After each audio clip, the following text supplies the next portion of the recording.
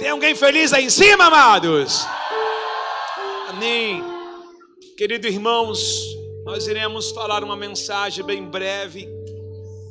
Vai demorar 5 minutos, mais 1h30. Tô brincando. E hoje nosso tema é bem diferente do que nós estamos aqui vivenciando, né? Os dias, nós trabalhamos com a mensagem em série, então nós estamos na série Evangelhos. E hoje eu decidi pregar algo dentro do contexto. Eu sempre procuro ver o que eles viveram lá. Eu vou falar sobre Jefité, filho de uma... Uau! O meu tema de hoje, o nosso tema de hoje é guerreiro corajoso. E olha para essa pessoa linda do seu lado, eu falo assim: você é um guerreiro corajoso.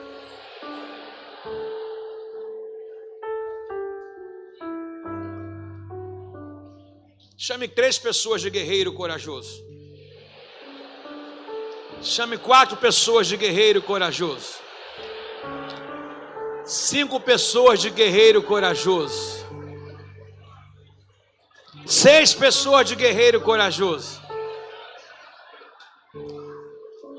Botou escolhido, né? Mas é corajoso. Todo corajoso é um escolhido. Ele só não sabe. O nosso tema hoje, ele é baseado na vida do nosso irmão Jefité e alguns outros personagens que eu devo aqui comentar. Dê bastante atenção. Livro de Juízes, capítulo de número 11, o verso de número 1. Livro de Juízes, capítulo 11, verso 1. Posso ler? Posso ou não posso? Quem trouxe Bíblia, levanta ela. Agora vê se alguém não levantou nada e dá uma biblada na cabeça, pessoal. Traz Bíblia. Amém. Fala com ele assim: a palavra vai te bater hoje, ó. Amém. Vejam bem, Jefité era um guerreiro. Qual é o tema? Olha aí, Jefité era um guerreiro. Era filho de Gileade, mas sua mãe era uma... Uau, que palavra agressiva, né, pessoal? A saber, a tal colocação que não existe nome para essa mulher, porém gerou um filho. Foi qualquer um. Sabe-se lá qual a necessidade que a levou, qual foi o vazio que fez com que ela atingisse essa profissão, que é a mais antiga da Bíblia, se é que possamos chamar também de profissão, né? Algumas pessoas vão dizer que é falta de opção, outras vão dizer que é falta de vergonha na cara, mas só sabe de dor e o motivo que está lá, quem está lá. Jefité era um homem guerreiro e também corajoso, era filho de Gileade, mas sua mãe era uma prostituta. A esposa de Gileade, a esposa do pai de Jefité, teve muitos filhos, e quando esses meios irmãos cresceram, eles expulsaram Jefité dizendo: você não receberá parte nenhuma ou alguma da herança dos nossos pais, pois você é filho de outra mulher. Irmãos, e foi viver na terra de Tobi. Em pouco tempo passou a chefiar um bando de desocupados que se reuniram a ele. Em pouco tempo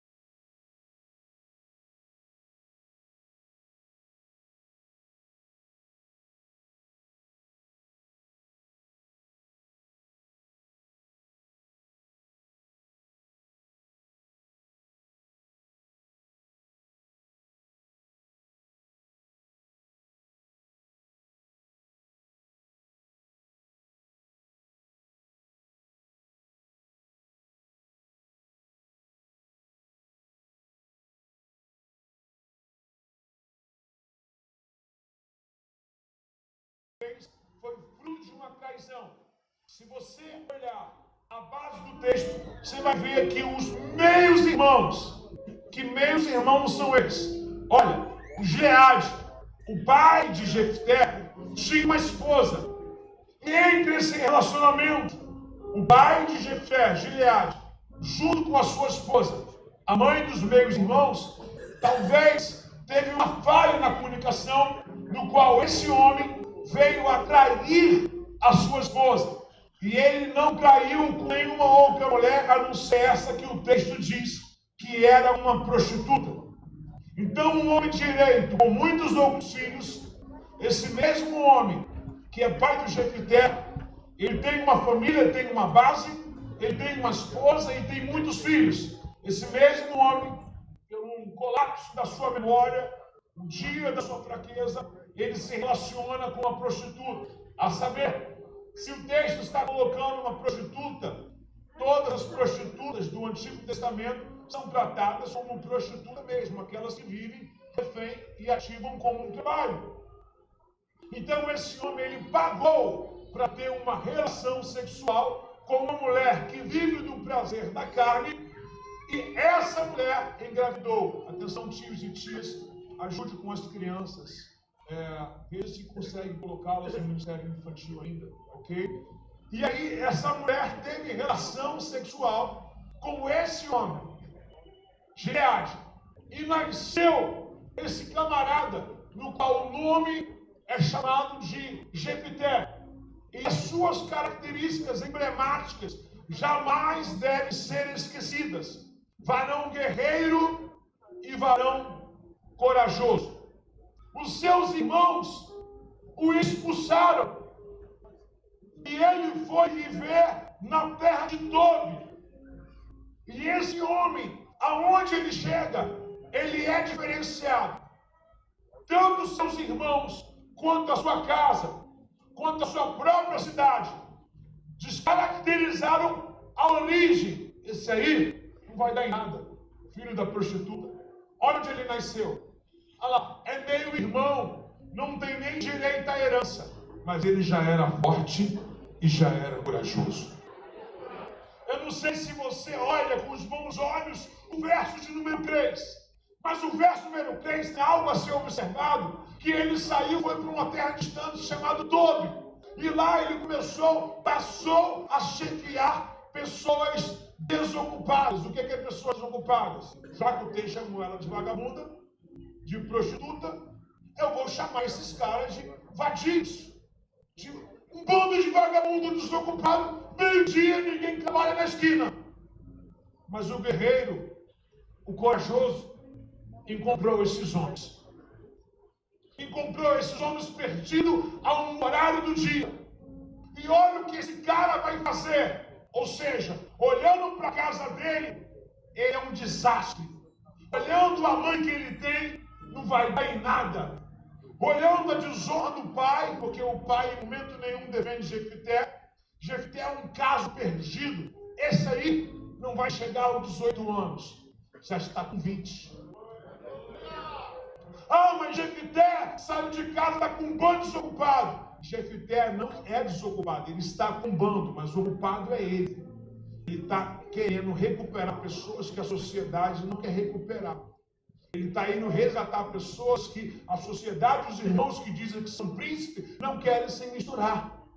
Por que Jefté está fazendo isso? Está fazendo juízo ao que o texto chama ele. Como é que o texto chama? Varão corajoso. Agora, vai acontecer há um tempo em que ele saiu da sua casa e ia acontecer uma guerra em Gileade. E agora, no meio dessa guerra, alguém vai lembrar que alguém da sua casa saiu, mas era mais valente, mais forte do que todos que ficaram. E alguém vai sentir saudade dele. Então eu quero que você acompanhe o verso de número 4. Vejam bem, por essa época, os amonitas começaram a guerrear contra Israel. Quando os amonitas atacaram os líderes de Gileade, de onde Jefté saiu, mandaram buscar quem? Mas ele não foi expulso. Não disseram que não tinha lugar para ele. mas agora o inimigo veio. Deram-se a perceber o valor que eles não viam em Jefité, mas agora vê. Mandaram chamar o cara. Chama ele. Ué, mas nos expulsaram da casa. A família não deu valor. Exatamente. Toda a história de um guerreiro, de alguém que vai vencer na vida, começa um nível de desonra, às vezes debaixo do mesmo teto em que você mora. Quem diz que dentro de uma comunidade vai crescer o melhor empresário do Rio de Janeiro? Quem diz que o melhor advogado do Brasil vai sair da sua família? Quem diria que o melhor doutor, especialista, vai sair do meio da sua casa?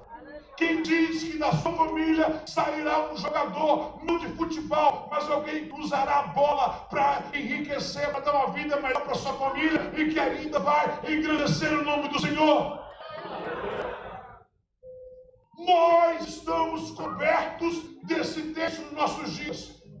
Diga para o seu soldado, o seu valor vai ser reconhecido. A vida de todo campeão que a Bíblia mostra sempre foi, ou sempre iniciou com um desdém, com alguém não credibilizando. Esse aí não vai dar em nada. Como que ele é? Esse aí não quer nada. E no texto de Jefté é utilizado aqui a meia paternidade, ou seja, ele só é filho de Gileade por parte de pai. E a sua mãe, o que descredencia ele, o que ele foi colocado para fora da sua cidade, também da sua casa, é porque ele tinha uma maternidade de uma prostituta. Não deram valor a ele, nem deram valor à mãe dele. Só que agora tem uma crise. E quem é que foi expulso, mas não está perdido? Você acha que esses homens chamados de vadios, esses homens chamados talvez de homens vulneráveis, desocupados, você acha que esses homens aqui estão denigrindo a imagem de Jefité? Não. Jefité está fazendo desses homens um exército. Eu quero contemporaneizar esses homens à atribuição. Enquanto pessoas desdenham da gente, enquanto as pessoas não dão nosso valor, está a gente estudando, está a gente pegando aquela pontinha do lápis, enquanto os ricos têm aqueles lápis grandes, está a gente dando nó em pingo d'água, está a gente, irmãos, trocando uniforme. Um irmão vai para a escola de manhã e à tarde chega, usa o mesmo tênis, troca de mochila, dá um jeito, vende o almoço para comer a janta. Ninguém enxerga o tempo da tua semeadura, irmãos. Ninguém enxerga o tempo do teu sofrimento, mas vai chegar um tempo em que nós seremos solicitados em crise, irmãos. Vejam, e eles disseram: seja o nosso comandante. Olha o verso 6, repete comigo: seja o nosso comandante. Seja o nosso... Quem comandar? Jefité. Imagina, ele tem que engasgar. Ele foi chacotado, retirado, excluído, porque era filho de uma prostituta. Houve um adultério em uma família talvez civilizada para que Jefité pudesse nascer. Jefté é descaracterizado pela mulher de Gileade, pelo próprio pai de Gileade, pelos irmãos de Gileade, mas Deus não descredenciou Jefité. Jefité é desdenhado por toda a casa, desvalorizado na sua família, na sua comunidade. Mas ele dá nó em pingo d'água. Ele pega as pedras que a vida ataca nele e começa a fazer degrau, dizendo: um dia a minha hora vai chegar. Tem alguém para receber isso aí, meu irmão? E o pessoal chama ele e diz assim: venha conosco, você será o nosso comandante. Imagine como ele saiu escorraçado, envergonhado. Qual foi o nome que expulsaram ele? Filho da... Como é que estão solicitando ele? Comandante. Do que te chamaram, um dia vão mudar. Tem gente que está aqui me ouvindo e ouviu a vida inteira: você não foi desejado. E Deus está dizendo assim: desde o ventre da tua mãe eu te chamei, eu te nomeei. Ninguém te ama, e Deus está dizendo: é a minha menina dos meus olhos. Diga para a pessoa do seu lado: Deus ama você. Seu Jefté, Não complete a frase. Só chama ele Jefité. Com muito carinho diga: Jefité, varão corajoso. Então você será o nosso comandante, disseram ele. Ajude-nos a lutar com os amonitas. Mas Jefté lhe disse: Ué,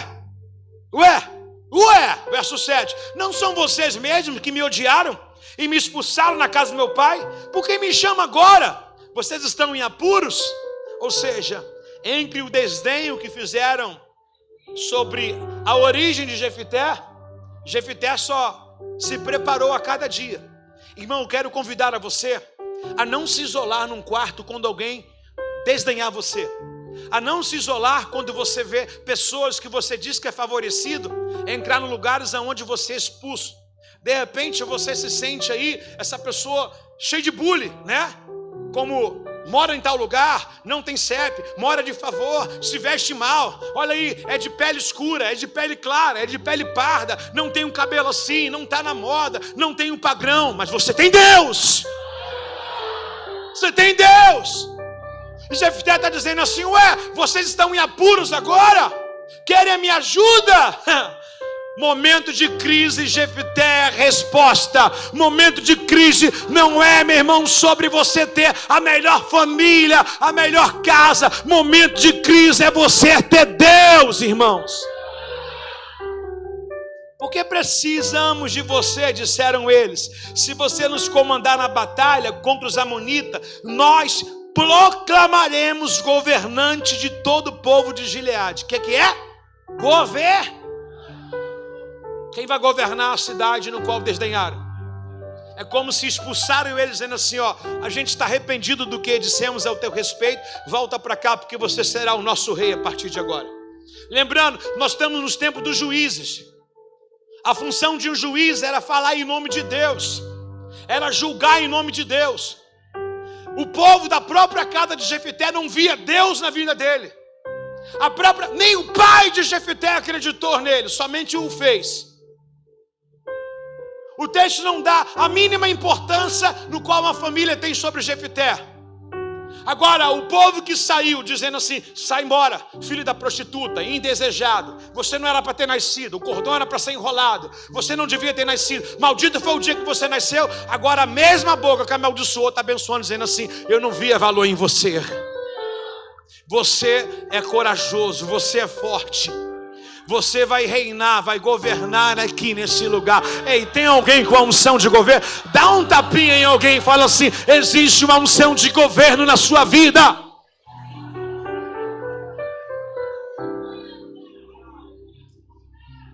Fala para esse irmão assim: eu sei que você não está nada bem na sua conta hoje. Mas você não é o dia do cheque especial. Isso é só uma frase. Vai passar. Deus está preparando um governo, uma porta para a sua vida. Seja forte. Seja corajoso. Às vezes, as pessoas se inscrevem em concursos, em faculdade, e quando chega lá, é abrilhantada pelos olhos e vem pessoas mais capacitadas. Os pais ricos levando os seus filhos, você fala: pô, vou competir com essa galera aí e tal, não dá. Não se sinta filho da prostituta. E nem meio irmão, você é filho de Deus. Ponto. Tem uma unção. Eu acredito que tem um espaço que Deus criou para a sua vida. Enquanto você sentir autopiedade de você, você não vai vencer. O texto mostra que o Jefté, em momento nenhum, ele se sentiu autopiedade dele, né? Eu sou o mais pobre, diferente de Gideão, né? Ninguém me ama, não. Jefté, a mesma casa não querendo, dizendo assim: aonde me empurrar eu vou fazer o que eu nasci para fazer. Saiu da casa dos pais, não ficou chorando na esquina. Já foi arrumar um bando de pessoas que ninguém dava valor, e ele deu valor a esses homens, consertou a vida desses homens, e esses homens se tornaram aliados ao exército de Jefté. E ao momento que esses homens estiveram prontos, Israel entrou em guerra. Quem foi solicitado? O que foi escorraçado, o que foi jogado para fora, aquele que jogaram quando o aluguel atrasou, aquele que ninguém diz assim: isso aí tem muito problema, não quero. Estava Jefté lá sendo preparado, estava Jefté lá com a sua escola, estava estava Jefité se aperfeiçoando. Ei, querido, Deus vai expor a sua vida. Fica tranquilo, a hora vai chegar. Jefité lhe disse assim no verso 9: quer dizer que se eu for com vocês, o Senhor me der vitória sobre os amonitas, governarei todo o povo? Os líderes de Gileade responderam: o Senhor é nossa testemunha que faremos exatamente o que você disse, o que você disser. Então Jefité foi com os líderes de Gileade, e o povo fez governante e comandante do seu exército em Mispa, na presença do Senhor. Jefité repetiu o que havia dito a todos os líderes. Tem uma unção específica nos aguardando. Eu sei que parece que isso não vai existir. É que o tempo onde as pessoas não credibilizam a gente e o tempo em que Deus vai nos exaltar, existe um espaço.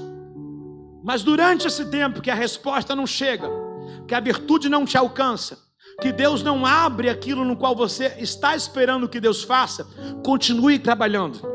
O texto mostra para nós que Jefité continuou trabalhando mesmo ainda que as pessoas não reconhecessem o valor dele. Continua exercendo, continua se envolvendo, continue crendo. Nunca é tarde para crer, nunca é tarde para esperar. O que há de vir, virá e não tardará na sua vida.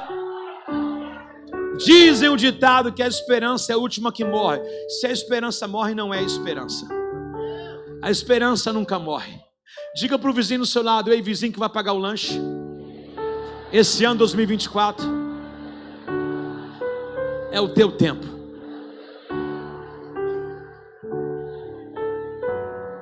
Nós precisamos profetizar. Nós precisamos fazer declarações.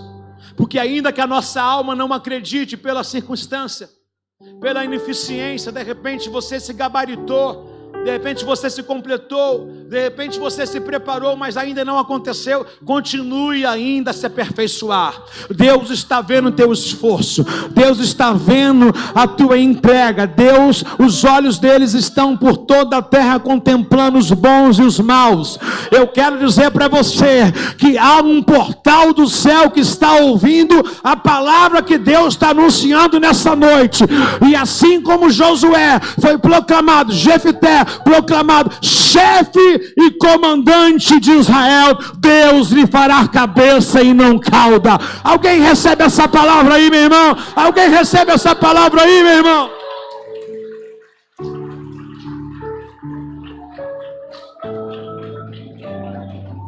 Diferentemente de Gideão, há algum texto que eu separei de Gideão, poucas linhas, para nós vermos aqui e observarmos que pessoas às vezes carregam a mesma síndrome da impotência. Quem acha que eu já achou um dia, vou melhor colocar ao passado, porque não quero comprometer o que você pensa agora e nem comprometer aquilo que Deus tem à frente para cada um de vocês. Mas quem já pensou um dia que não daria certo? Levante suas mãos. Quem achou na sua vida um dia que não viveria a idade que tem hoje?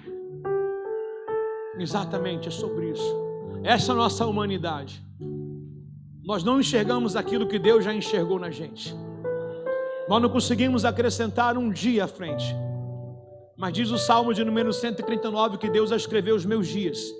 Ou seja, Deus já tem uma história que eu ainda nem sei. Você está comigo aí, não? Ah, mas espera aí, se a história que Deus escreveu é ruim, espera aí, Jeremias 29:11 não mente. Eu bem sei que pensamento tem o Senhor. Sobre os pensamentos ele vai dizer, pensamento de paz e não de mal. Se você pensa que o que Deus criou para você é ruim, você está muito enganado. Deus não tem a nossa performance de ser desastroso. Quando Deus cria no Gênesis, ele vai dizer que tudo que ele criou, e foi manhã e tarde do primeiro dia, e viu Deus que era bom. Manhã e tarde do segundo dia, viu Deus que era bom. Manhã e tarde do terceiro dia até o sexto, viu Deus que era bom. Mas quando ele criou o homem no sexto dia, após terminar a obra da criação, ele falou, muito bom. Olha para esse irmão que nem tomou banho hoje, só porque está frio, fala assim, mesmo sem banho, você é muito bom. Você pode reparar que hoje ele está perfumado, não está? Foi para cobrir, balancear. Ele pôs um perfume hoje para dar um balancete, assim, né? Uma mesclada. Fala para ele, eu tenho uma notícia para você. Pergunte quem foi respondido aí, qual é? Ainda tem mais frio para uma semana.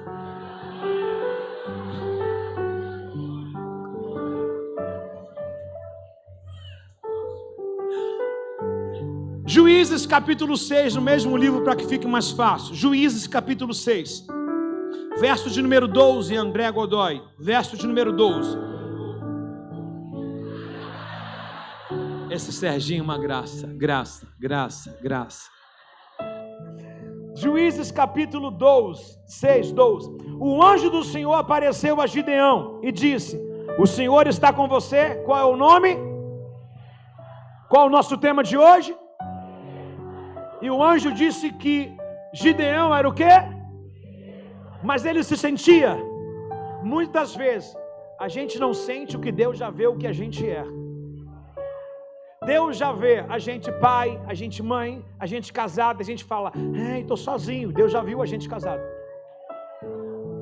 Sabe qual é o problema que você não casou? Quem é a pessoa solteira aqui? Sabe por que você não casou? Levanta a mão. Quem está solteiro? Quem não levantar a mão, estiver solteiro, vai ficar até morrer. Sabe por que você está solteiro? Olha aqui, com a mão levantada. Quando Deus adormeceu Adão, ele ainda estava solteiro. Então você está no sono de Deus. Quando você acordar, você vai olhar e vai dizer: osso do meu osso, carne da minha carne, sangue do meu sangue, vem para cá. Fica tranquilo, descanse no Senhor, durma no Senhor, que Deus está preparando a varoa e o varão para você. Amém, pessoal? O anjo do Senhor apareceu a Gideão e disse: o Senhor está com você, guerreiro corajoso. Olha a colocação que o Gideão, após ser engrandecido, o anjo, o texto diz que não foi o mequetrefezinho, o texto diz que foi o anjo. O anjo apareceu e falou assim: irmão, se o anjo fala que eu sou, eu falo, eu já sabia. Mesmo que eu não acreditasse, eu falo, agora eu creio. Você imagina, o anjo olhou e falou que Gideão era o que ele não sentia. Olha o Gideão como é que vai dar mole. Tem alguém aqui, eu quero você, meu irmão, com a força de Jefté.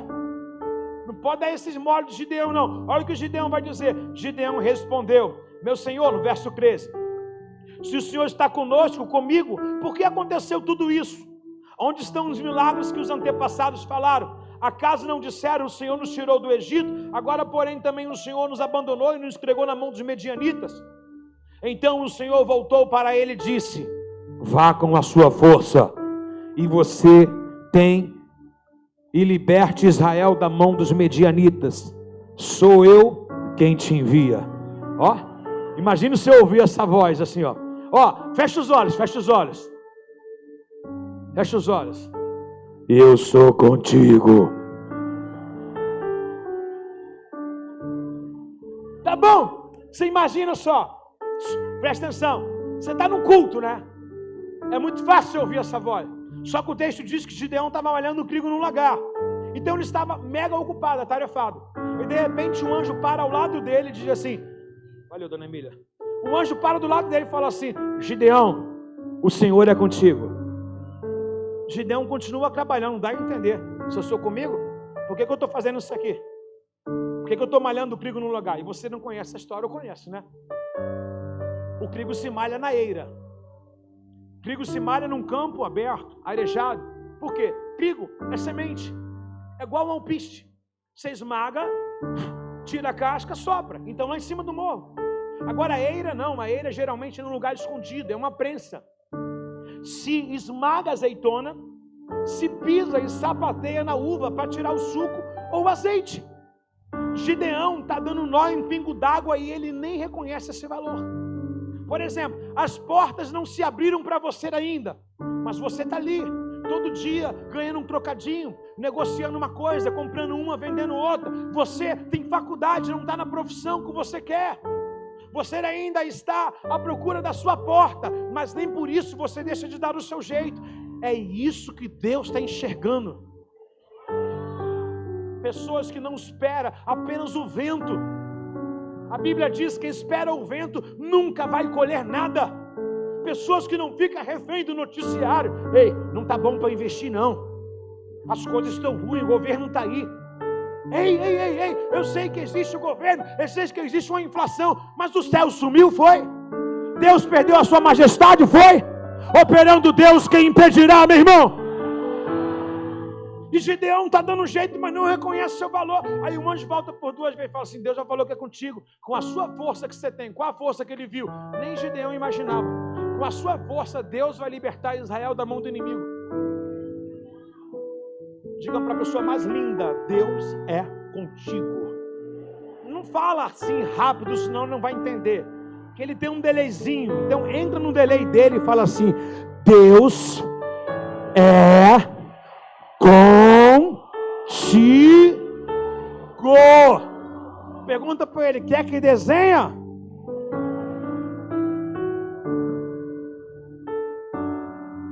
E o Senhor vai dizer no verso 16: certamente estarei com você, disse o Senhor. Você destruirá os medianitas, como se estivesse lutando contra só um homem. Era um exército muito grande. E Deus está dizendo assim: Gideão, só com a tua força, você sabe, foi Gideão, os 300 homens apenas, que destruiu. Ele não precisou puxar espada nem nada. Só o grito: a espada do Senhor é com Gideão. O exército confundiu, eles mesmos se mataram. Eu quero dizer para você que quando a gente se disponibiliza a acreditar nos projetos de Deus, Deus confunde o inimigo para deixar os despojos em nossas mãos. Se você não está entendendo o que eu estou dizendo, é o seguinte: o próprio inimigo se confundiu, eles se mataram e eles puseram em carreira. Houve um grande pisar, um barulho de um exército, e não tinha ninguém. Deus colocou muitos barulhos como se tivesse um exército a cavalo no território do inimigo. O inimigo logo pensou que o exército estava vindo, e não era imaginário. O som Deus criou, mas não tinha nada, era o próprio Senhor cumprindo com a palavra: eu pelejarei por vós, diz o Senhor. Deus colocou um barulho muito grande no território do inimigo. O que o inimigo fez? Uns meteram espada no outro, saíram correndo daquele lugar e deixaram de graça para Gideão todo tipo de alimento, todo tipo de roupa, todo tipo de animal, todo tipo de ouro, todo tipo de prata. Toca no ombro de uma pessoa bem linda que vai pagar o lanche essa noite e fala assim: Deus vai revelar para você os tesouros escondidos dessa terra. Se tem algo seu preso na mão do inimigo, hoje, nessa noite, Deus vai botar o inimigo para correr, e o que é teu vai ser solto em nome de Jesus. Alguém reage aí nessa noite.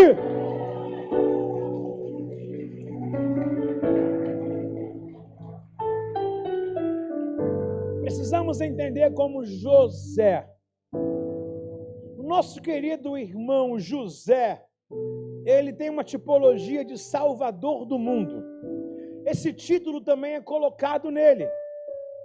José, um menino criado com o pai, honrado pelo pai com uma túnica diferenciada dos irmãos, mas por ser o menino mais novo da casa e por ter uns sonhos em seu coração, a família não valoriza e diz: você, o mais novo, quem tem que reinar aqui sou eu, o mais velho, Abinadab. E depois tem os outros irmãos, você é o último. Se sobrar, vai alguma coisa para aí. Mas primeiro é pela ordem aqui, numérica da idade. José, você conhece a história? É forjada a sua morte. Os irmãos mentem para o pai Jacó. José é vendido por uma caravana do ismaelita. O ismaelita paga algumas poucas moedas, leva José para o Egito. José chega no Egito, é vendido como outra vez escravo. Quer dizer, escravo não tem valor para nada, é um mequetrefezinho, não serve para ninguém. Às vezes é assim também. A gente não tem valor dentro, não tem valor fora, mas é o que dizem. Mas o céu já enxerga valor na gente. agora ele é vendido, agora ele é sofrido com uma injúria, alguém o deseja, porque esse menino tem 16, 17 anos, e dá para entender que tanto de aparência e de vigor físico ele é um cara muito bonito. A mulher do Potifar se engraça com José, ela cria uma especulação, manda os seus funcionários se ausentarem do palácio, arma durante um período da sua casa uma conjunção no qual só tem ela e José. Ela se abre a ele, seduz o menino, mas quem sabe quem é, mesmo que a vida não mostre o que você é, não se vende por valor nenhum. E não é A, nem B, nem C que vai acrescentar aquilo que Deus já vai fazer e já fez em nossas vidas. José é acusado de um possível estupro. O homem chamado Potifar manda ele para a cadeia. José, na cadeia, se torna líder dos presidiários. Ajuda pessoas enquanto precisava de ajuda. Nenhum advogado se apresentou a ajudar José. Ajuda um cara, o cara sai, faz um acordo com ele dizendo, quando chegar perante a Faraó, fala de mim. E ele não falou. Se passou 2 anos, de repente Faraó tem um sonho. E no sonho de Faraó, você sabe daquele sonho das vacas magras e gordas, espigas também gordas e magras. E ninguém, por mais divindade que fosse do antigo Egito, não conseguiu decifrar o sonho que o Faraó tinha tido. Quem é lembrado? José. Quem lembrou de José? Alguém que um dia esqueceu dele. Pare de culpar pessoas. Quando for a tua hora, as pessoas que você querem que ajuda, se ajudar no teu tempo, irão atrapalhar o tempo de Deus. Existe um tempo que Deus vai usar quem você quer que seja usado agora. Se for usado agora, os planos de Deus vão falhar. Mas se for usado quando Deus ordenar, todas as coisas cooperam para o bem daqueles que amam a Deus. No tempo certo agora, Faraó tem um sonho. E o homem cujo qual José ajudou um dia agora, esse mesmo homem anuncia: Faraó, eu conheço alguém. Eu quero dizer do fundo da minha alma, com muito temor, existe um dia, uma hora e um lugar marcado para cada um de nós. Faraó manda chamar José. José dá uma aula matemática para todo o Egito. José manda separar o quinto. Ele manda separar 20% de toda a arrecadação do Egito. Segundo o sonho de José, é que haverá um tempo de escassez ao Egito. 7 anos de uma grande fartura.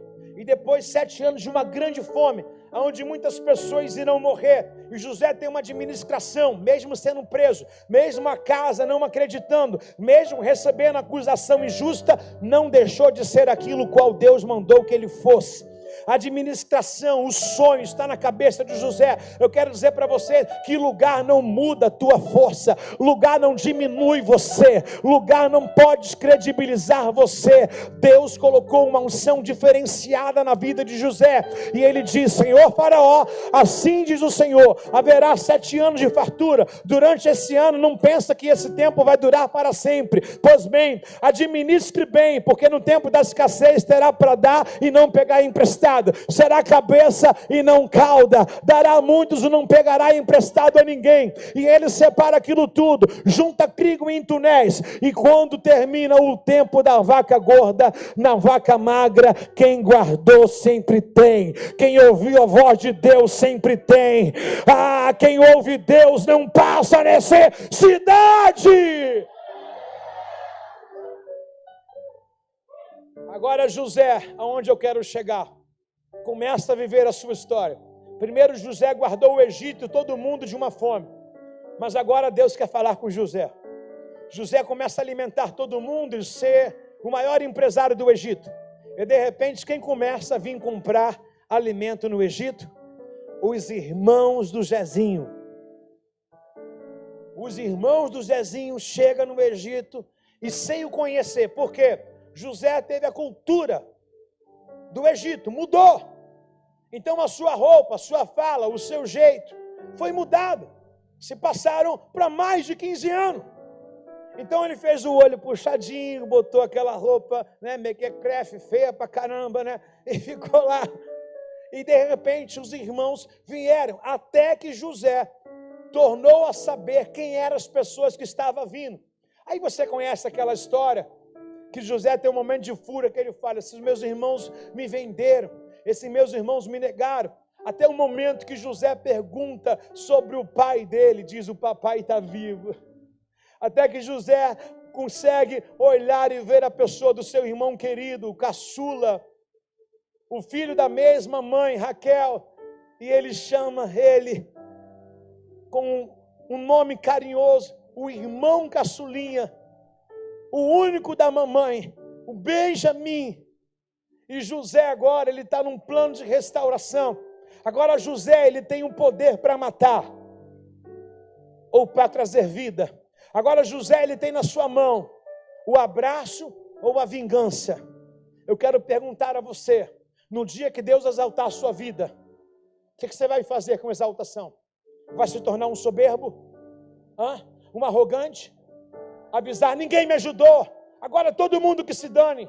Ou você vai colocar todo mundo na sua mesa para comer com você? Está comigo aí, não? Olha o que José é capaz de fazer. Duas pessoas para dizer amém? Gênesis 45, verso 5, por favor.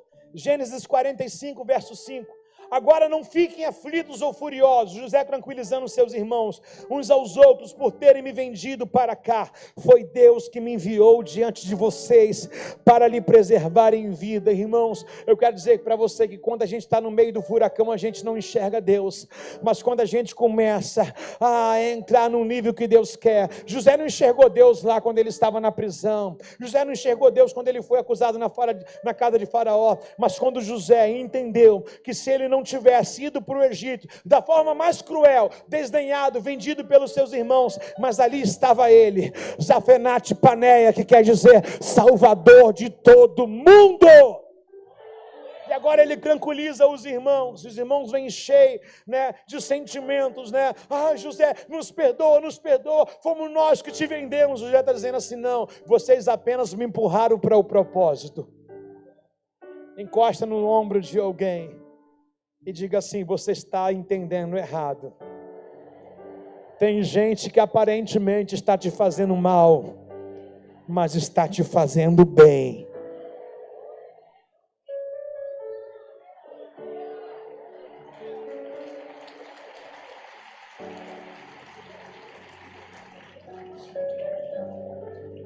José disse aos seus irmãos, a fome que assola a terra há 2 anos continuará por mais 5, e não haverá plantio nem colheita. Deus me enviou adiante para salvar a vida de vocês e suas famílias, e para salvar muitas vidas. Eu quero dizer, assim como Jefité, assim como Gideão e assim como José, os percalços da sua vida, as coisas que aparentemente deram errado e estão dando errado, não é a sua história. Se não deu certo é porque não chegou o fim da sua história. No final sempre dá certo.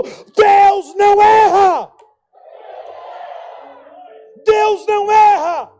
Deus me enviou aqui para salvar vocês de todo mundo.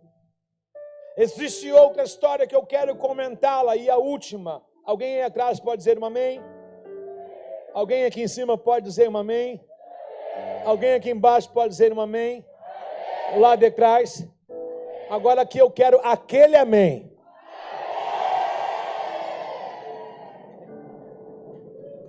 Fofos. 1 Samuel capítulo 16, verso 6. Saul peca. Quem pecou? Saul. Deus levantou Saul com um grande propósito. não sustentou as verdades no qual Deus queria que ele tivesse. Deus diz ao profeta Samuel: até quando você terá dó de Saul, se eu já o rejeitei? Deus disse para esse mesmo profeta: eu já achei. Eu já achei um homem segundo o meu coração. Está aqui. Está aqui. E é tão certo, porque o que você está vivendo não combina com aquilo que você está ouvindo. O que você está ouvindo não tem nada a ver com o que você está passando. Fala, como é que pode? Exatamente. Quem faz essa ponte é Deus. Quem cria essa possibilidade é Deus. Não parece que depois de uma tempestade vai brilhar o sol, mas ele chega. E a Bíblia diz que o choro dura uma noite. A tempestade dura uma noite, mas uma hora o sol nasce. O sol nasce para todos. E a sombra só para os mais espertos. Está comigo aí, não? Só para os corajosos. 1 Samuel 16, verso 6. Quando chegaram, Samuel olhou para Eliabe e pensou: com certeza é esse o homem que o Senhor ungirá. Ei, Samuel chegou na casa de Jessé, pai de Davi, não nomeado ainda aqui. Ele olhou o quê? Característica. Tamanho do bispe, a altura do cara, o rosto de guerreiro, tamanho da espada, a armadura. Olhou o que Deus não vê. Olhou apenas o exterior. E quem olhou, quem achou que era esse homem? O juiz de Israel, Samuel. Autoridades ainda podem errar ao teu respeito. Eu, seu pai, seu líder, podemos muito bem ser equivocado ao teu respeito. Isso mostra o quanto nós somos humanos. O próprio Samuel, entrando à casa de Jessé, Deus falou: vai até a casa de Jessé, e lá eu lhe direi. Ele tomou por precipitado, e quando ele viu a aparência. Não precisa ir muito longe. Talvez você nem precisa de mim, nem do seu pai, nem do seu líder, nem do seu professor, para descredibilizar você. Talvez você mesmo tenha um senso de Samuel. Você mesmo olha o mundo como um adversário. Você olha as pessoas como adversário e você não enxerga o seu valor. Quem não já participou de uma entrevista de emprego e viu pessoas de salto bonita, e você lá estava com aquele tênisinho, né, já desgastado, já aquela calçazinha surrada, aquela blusa básica preta que não precisa lavada para usar a semana inteira? Estou errado? Não. Você estava lá, você falou assim: nossa, o outro com barba feita, cabelinho feito, olha a outra, está cheirosa, com unha. Quantas as vezes chegamos em lugares que a gente se sente retraído? Por causa de quê? Por causa do que o outro apresenta. Você vai no restaurante, chega gente com a plataforma de um carro. Aí você quer parar no fundo, por quê? Porque o teu carro não é compatível. Você vai ficar se diminuindo até quando? Até quando a gente vai olhar o que Asaf viu, a casa do ímpio, e não olhar a nossa vida? Até quando a gente vai achar que pessoas são melhores? Não olhe, não tenha ela como termômetro. Olhe para ti, olhe os seus projetos. O próprio Samuel olhou a aparência. E Deus vai ter que descrever para ele. E não fica só em Samuel, não. Olha o que o texto abaixo, do verso 8 ao 10 diz. Então Jessé, quem é Jessé? O pai de Eliabe, o pai de Abinadab. Então Jessé chamou seu filho Abinadab e levou até Samuel. Ele, porém, disse: não foi esse que o Senhor escolheu. Em seguida Jessé mandou chamar Simeia, mas Samuel disse: também não foi esse que o Senhor escolheu.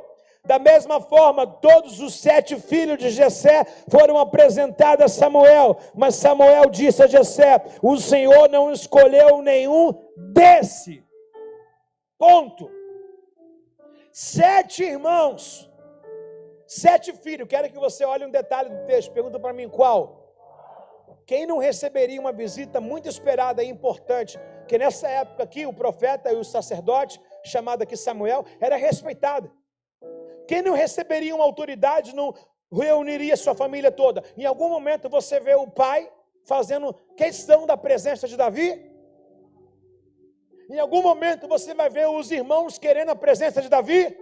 Aonde está Davi? O Senhor é o meu pastor e nada me faltará. Cuidando de ovelha, levando as ovelhas do pai para apacentar, para beber a aguinha, deitar-me faz em verdes pastos, guia-me mansamente pelas águas tranquilas, pelo amor do seu nome, Senhor.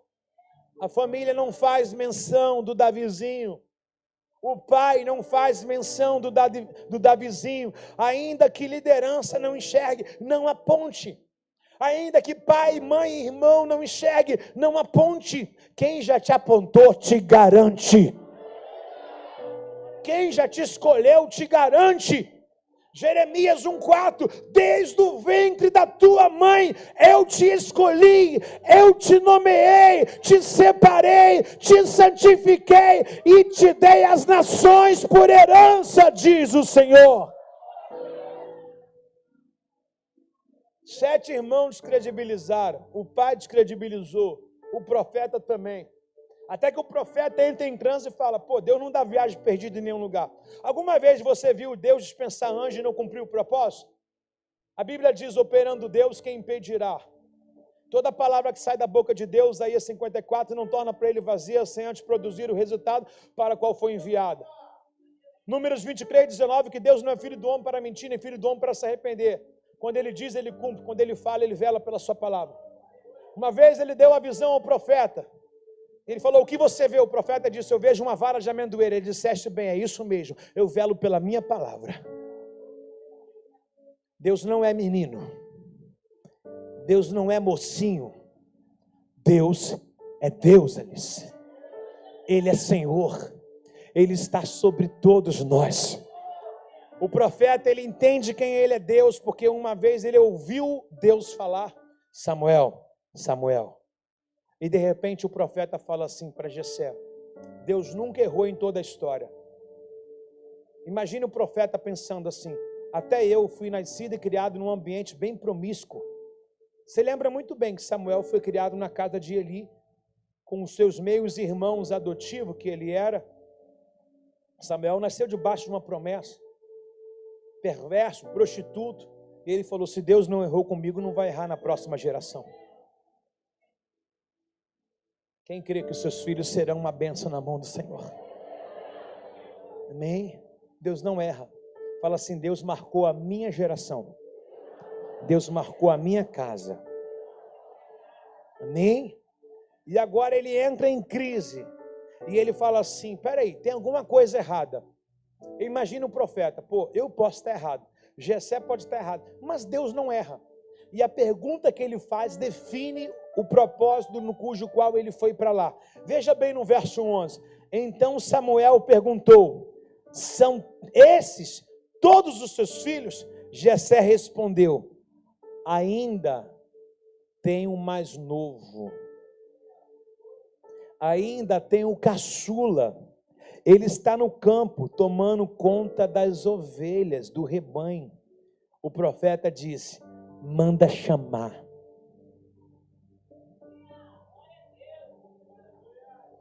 Imagine uma festa, um bolo, você doido para comer, mas o aniversariante não chegou, então não canta parabéns, ninguém vai comer nada. É o tempo de honra que Deus vai plantar na sua vida. Manda chamar, disse Samuel. Não assentaremos para comer enquanto ele não chegar. A mesa está posta, o café está posto, ninguém bota a mão no talher. Por quê? Ele é o menor, para a gente não tem valor, para você não, mas para Deus tem.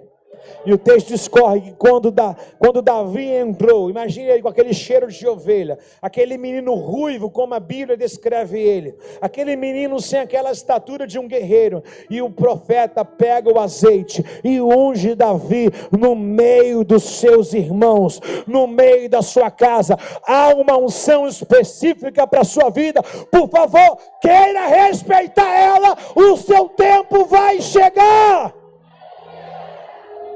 Eu amo os salmos que nós iremos cantá-lo agora. É o salmo de número 139, o verso composto é o 13. Salmo 139, verso 13, por favor. Olha o que o salmista é capaz de fazer. Há alguém aqui em nosso meio grávida? Há alguém aqui grávida? Está grávida? Mais uma. Marido, levanta a mão, profetiza sobre a sua esposa. Dona Emília, a senhora está grávida, Dona Emília? Aleluia. Estranho, Dona Emília não é casada, está grávida. Quem quer engravidar? Quem quer engravidar? Quem quer engravidar? Quem quer engravidar?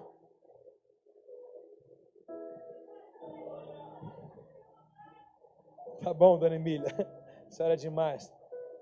A Roque está aqui, grávida de quantos meses, Roque? 5 meses. É menina? Menino. Já fez quantas úteras, Roque? Você fez um chá revelação, não foi? Mas alguém descobriu qual era o sexo antes de você. O que a gente demora um tempo para saber, Deus já sabe há muito tempo. A gente fica, será que é? Será que não é? E se for? Sabe, eu vim agora no carro, minha filha passou no encontro, gente. A Estherzinha está lá em cima. Eu nem sei onde está. Cadê ela? Cadê a Esther, gente? Vazou. Está na escada. Cadê a Esther? Está na escada onde? Já foi para lá, eu não sei. Gente do céu. Está no banheiro? Esther, puxa a descarga. A minha esposa veio falando agora tudo que até eu havia esquecido. Quando a Esther ficou grávida, tu lembra da formatura? A minha esposa, o Jefferson, a minha esposa estava grávida, 20 de dezembro, era a minha formatura. Eu já sabia que ela estava grávida. No seminário teve um livro para eu defender, eu escolhi o livro de Esther. Eu fui defender porque o livro de Esther é o único livro da Bíblia que há uma especulação muito grande se tem inspiração de Deus ou não tem inspiração de Deus. Por que se traz essa especulação? Porque Deus não é mencionado em nenhum nome, nem do Antigo Testamento, nem do Novo Testamento. Não tem Yahvé, não tem Jirê, não tem Shalom, não tem o eu sou, não tem nada. Mas ali você vê uma mulher impossibilitada de chegar aonde chegou, e quem pode fazer o povo se exaltar, e quem pode pegar um pobre do nada e se transformar numa rainha é Deus. Você vê toda a ação de oração, de intercessão, de jejum em um livro fabuloso, aonde Deus dá livramento ao seu povo, e para acontecer tudo aquilo, Deus abafar a voz do inimigo opressor chamado Ramã, que queria enforcar e dizimar o povo de Deus. Quem pode defender o povo é o dono dele, Deus está ali.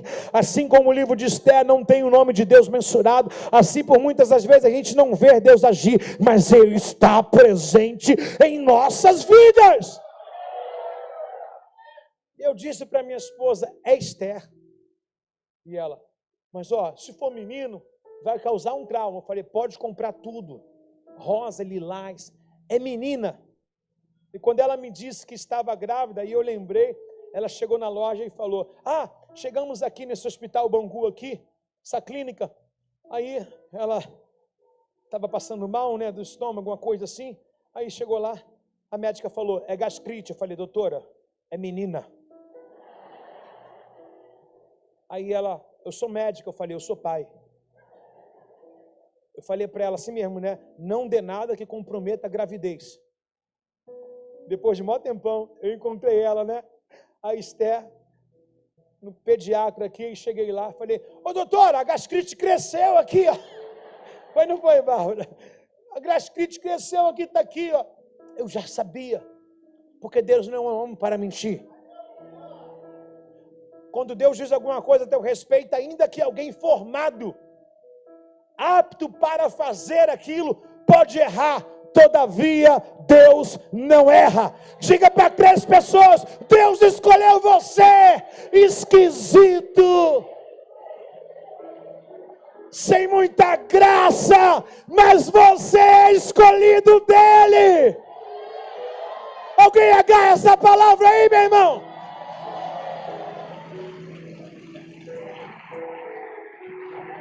Tu me formaste no meu interior e me teceste no ventre da minha mãe.